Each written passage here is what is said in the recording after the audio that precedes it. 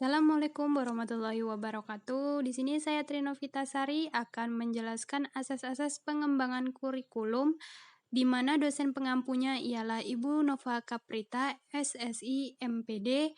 Di sini saya akan menjelaskan mengenai asas pengembangan kurikulum di wilayah Kecamatan Tunggaljaya.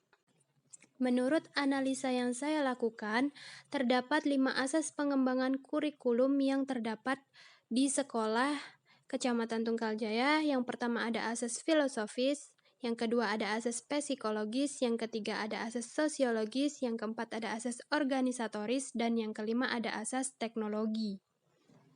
Yang pertama akan kita bahas yaitu asas filosofis.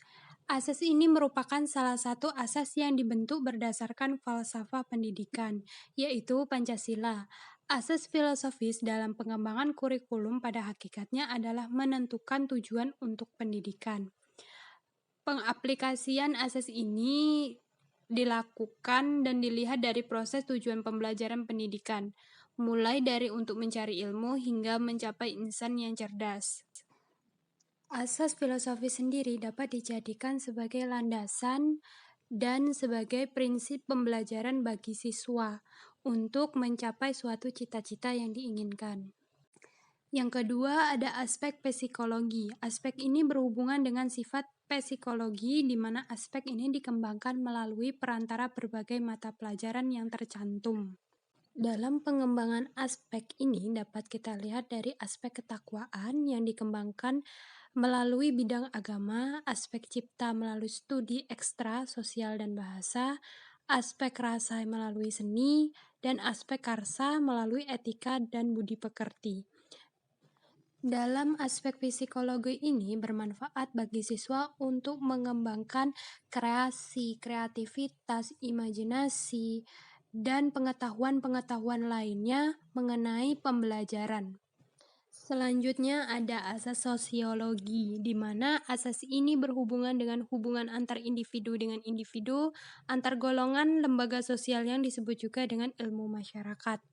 Pengaplikasian asas sosial ini di lingkungan sekolah yaitu adanya pengaruh oleh kekuatan sosial yang berkembang dan selalu berubah dalam suatu masyarakat. Contohnya dapat dilihat dari dukungan orang-orang sekitar, baik orang tua, teman, keluarga, dan lingkungan masyarakat tempat tinggal. Asas ini dapat digunakan untuk mendorong semangat belajar siswa akibat pengaruh positif dari keluarga, sekolah, ataupun lingkungan.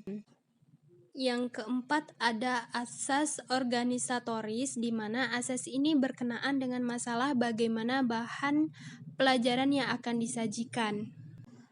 Jadi pengaplikasian dari pembelajaran asas organisatoris ini dibagi dalam bentuk bidang studi seperti IPA, IPS, bahasa, dan lain sebagainya.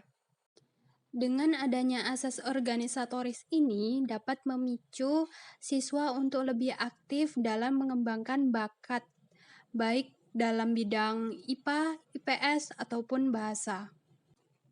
Kemudian yang kelima ada asas teknologi, di mana dengan adanya asas teknologi dapat meningkatkan tingkat efektivitas dan efisiensi proses belajar mengajar, baik dilakukan dari jarak dekat maupun jarak jauh. Pengaplikasian yang dilakukan yaitu dapat dilakukan melalui media pembelajaran, dapat berupa handphone, televisi, radio, dan teknologi lainnya yang memungkinkan dapat mengakses informasi tentang pembelajaran. Hal ini dapat memudahkan seorang siswa dalam mencari informasi, baik melalui internet, YouTube, dan lain sebagainya. Baiklah, sekian penjelasan mengenai asas-asas pengembangan kurikulum. Kurang lebihnya saya mohon maaf. Saya akhiri. Wabillahi taufiq wal hidayah. Wassalamualaikum warahmatullahi wabarakatuh.